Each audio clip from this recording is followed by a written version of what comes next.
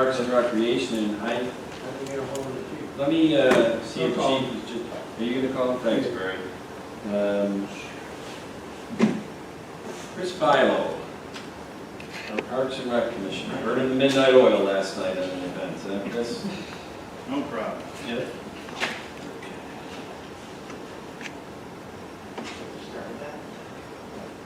Should I get my notes in the same order you got? No, you're good.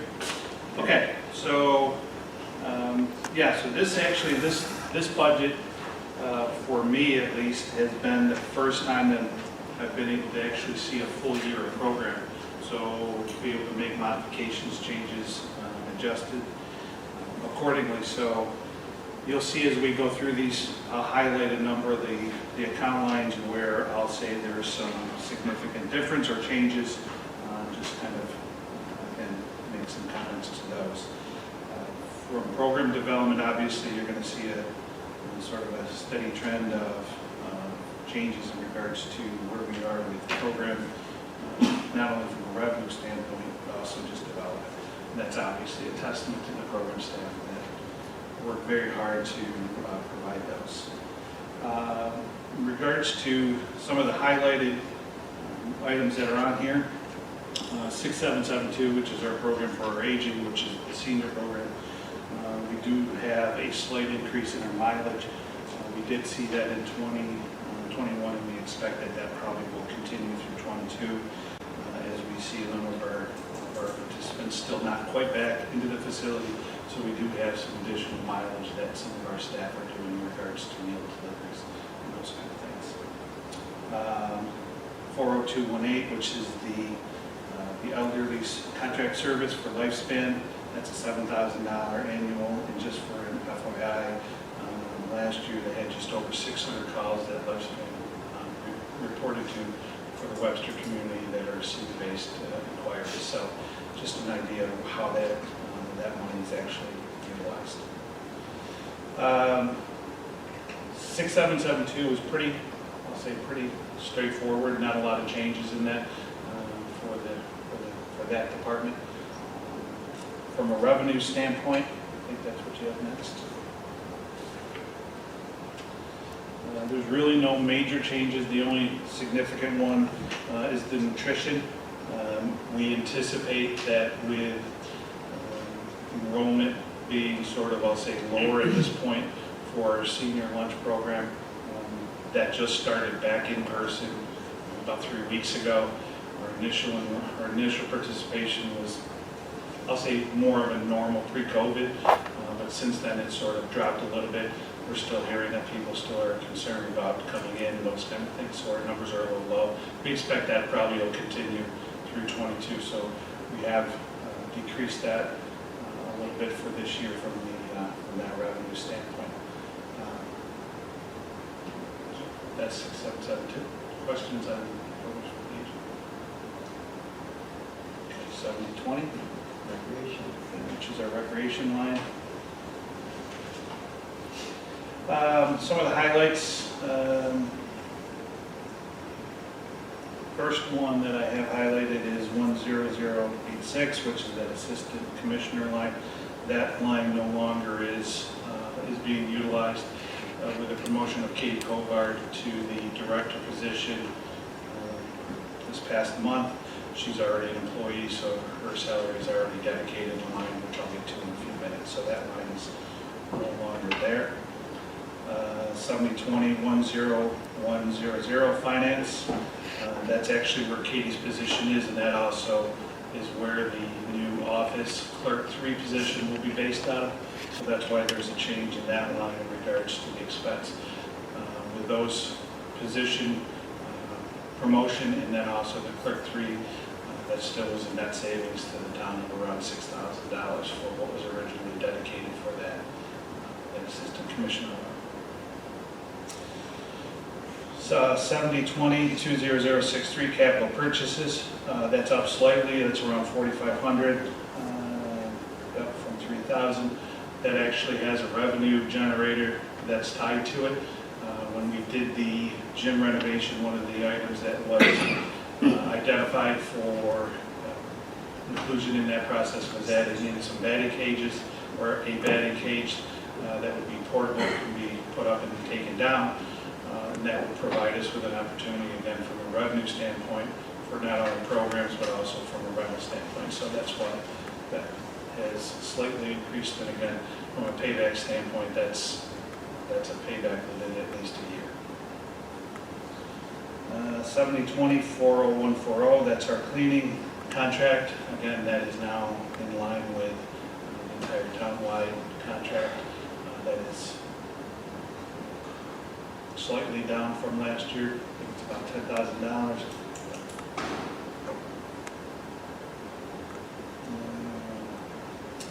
40213, that's 55, that's slightly up.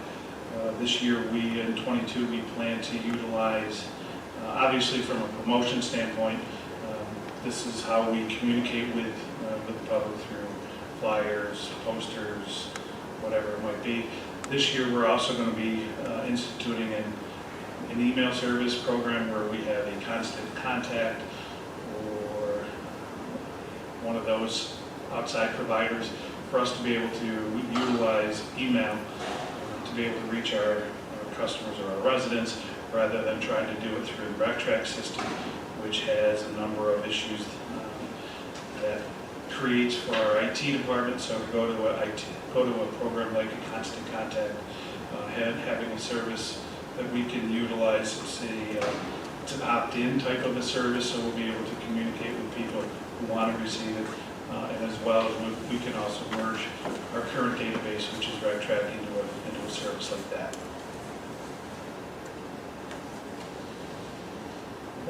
7020-40228, special events. This is a slight increase, and the reason for that is we are shifting from 2 to 3 what I'll call special events to, we're trying to have them now monthly. Obviously, some will be much larger than others, but we've started to provide at least some sort of a special event, generally family-oriented, on a monthly basis to the community. Obviously, large events like summer celebration, etc., are included in this, but we're looking to do more on a monthly basis. We have a few coming up. We have another one coming up in August. We have a new one in September, a mud run. So we've got a bunch of different type of events that we've got planned, so we've increased this slightly. And I believe that takes me for 7020. We want to go to the revenue side. Yep.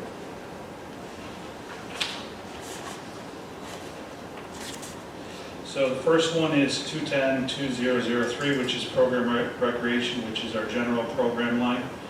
We have increased that from 235 to 270. That obviously is where a bulk of our programs are based out of. Programs like summer camp, internal programs that are taught by program staff. That line has already exceeded its budget for 21. The budget was 235, and as of today, we were around 240. So we increased it knowing that the number of programs that we have coming on board will probably go beyond that 240. So we felt that 270, and again, with Katie's direction from a program standpoint, I'm very confident in that.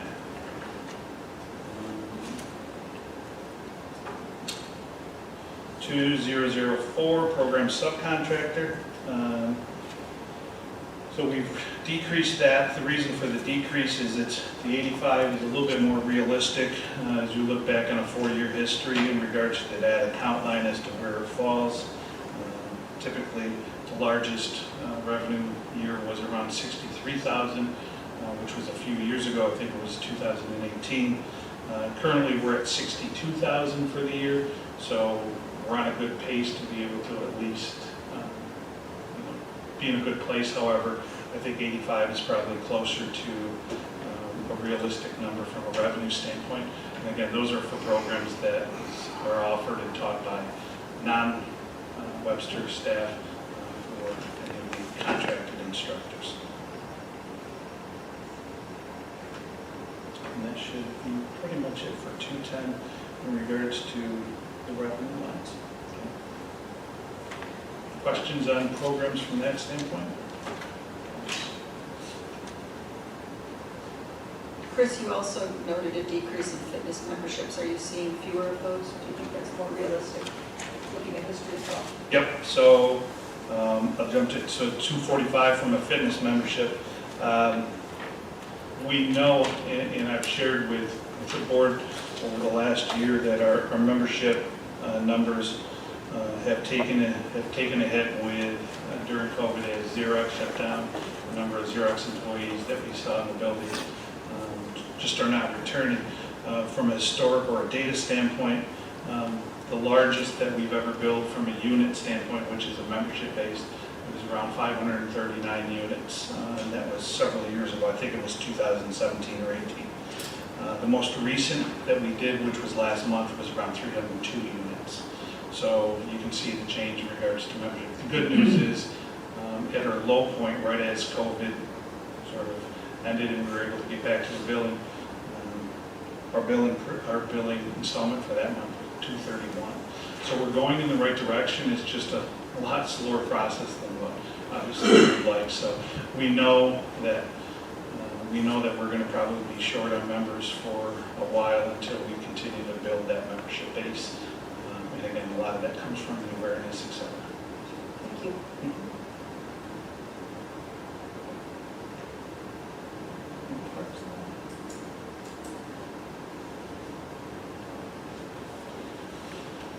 So from a standpoint of parks, there's a couple that I want to make sure I kind of go over, and if there's questions on it, be sure to answer them.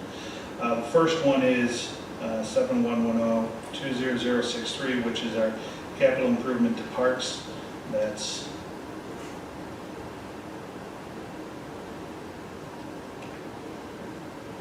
It's a tractor.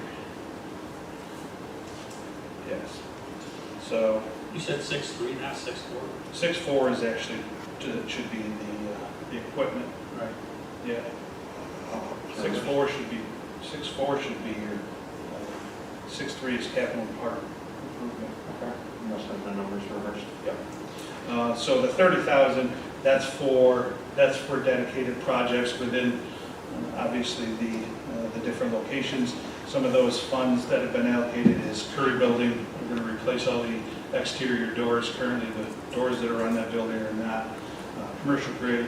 They're starting to show their wear as people start to push on them and lean on them and try to make them open without having a key.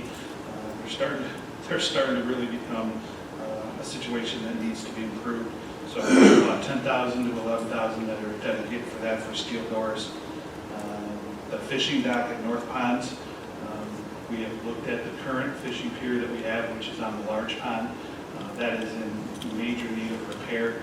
So one of the discussions is to develop a fishing access point instead of the dock, removing the dock, seeing what we can do, but then creating a fishing access point that people would still be able to have access out over the water, with something more of a permanent standpoint that wouldn't be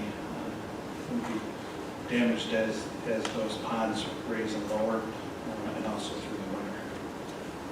Adding an additional fountain to the front pond, which would give us more space, more coverage, and then we would remove that pond, or the fountain that's in that pond now, and relocate that over to the yard and put a second fountain in the yard pond.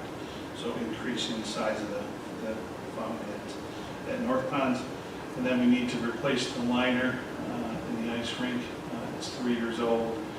This year it took quite a few hits as we went through freezing and thawing, people going through. So the liner needs to be replaced, and it's not replaceable anymore from a patch standpoint.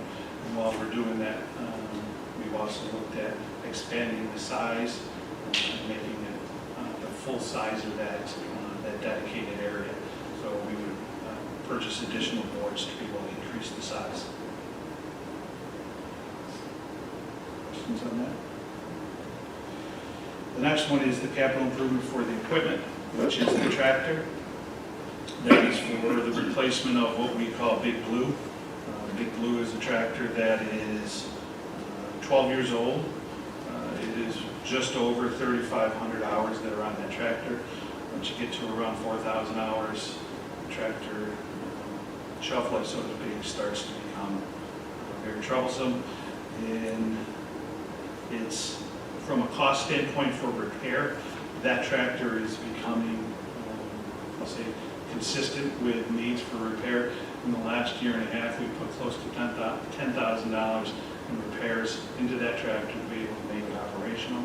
It's a big piece of equipment for us because it is the one piece of equipment that we can use to be able to do any sort of major work.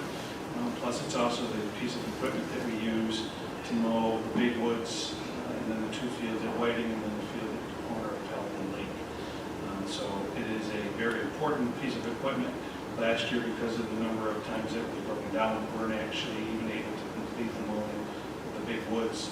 And this year, it's created another level of management for us in regards to getting that property properly maintained. So it's an important piece for us, and we know that it needs to be repaired.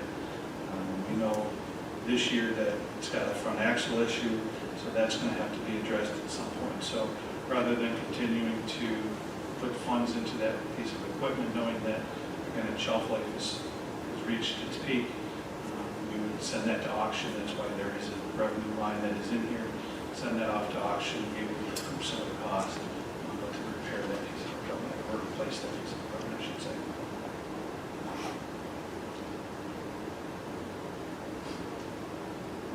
Questions on that? Looking at leasing? We did. We actually did. We did. We looked into leasing, and then now we're buying an off-state contract. The leasing actually, again, from a month to month, does have some benefits in regards to the cost. Then at the end of the 5-year lease, we're back in the same boat. So factoring in that this comes, and that's also not including any of the attachments. This figure is actually for the tractor along with the attachments that we were able to get off state contract. And we actually think we might be able to come in a little bit lower as we look at some of the current attachments and whether or not they'll function over. We do know that the mower would have to be replaced just because of the size of it. Like state contract pricing for them? Correct. Nice. Capital improvement 20063, that's the capital improvement parks fund. That's the Basket Road, commonly referred to as the Basket Road fund. That's the $20,000 that's used for improvements. Obviously, that gets stretched out over all 12 parks or reserves. Goes for things, signage upgrade, playground mulch upgrades, parking lot repairs, pretty much anything that comes up in any one of the 12 different locations that needs, from a maintenance standpoint, that's generally where those funds come from. That's a line where we could actually create a capital reserve. If you wanted to reserve those funds, if they're not all spent in 1 year. That would be ideal because ideally, if there's a way for us to be able to, at the end of the year, we've only spent 3/4 of it, or we spent 15 of the 20, to be able to hold on to the additional 5 and put that into a reserve fund so that let that build up over time. Because we know there's a number of projects that are coming up that, I'll say, are bigger ticket items. If we have a reserve fund that's available to be able to help offset the cost, would be Sure, consider that. Then the last one on here is 40248, which is lawn service. And make sure the rest of the lines stay consistent. Lawn service, so it's about we went from 160 last year down to 110 for this year, for this time, and for 22. And the expectation is that that'll even be, I'll say, on the high side. Currently, we have been tracking it because of the way the contract is written now. We should be able to come in well even underneath that, the way that we have control over the mowing schedule and how often things get mowed, et cetera. So we're on track right now to come in somewhere around 108,000. That's good.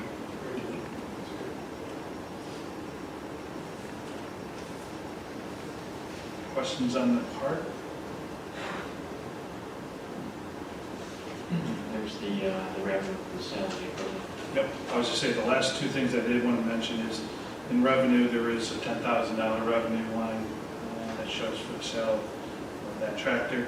And then we left lodge rental as is. We are seeing our rentals of the facilities, both Curry and Liberty, as well as North Pines, to a certain degree, back to kind of a pre-COVID rental process. So we're leaving that at the existing 100.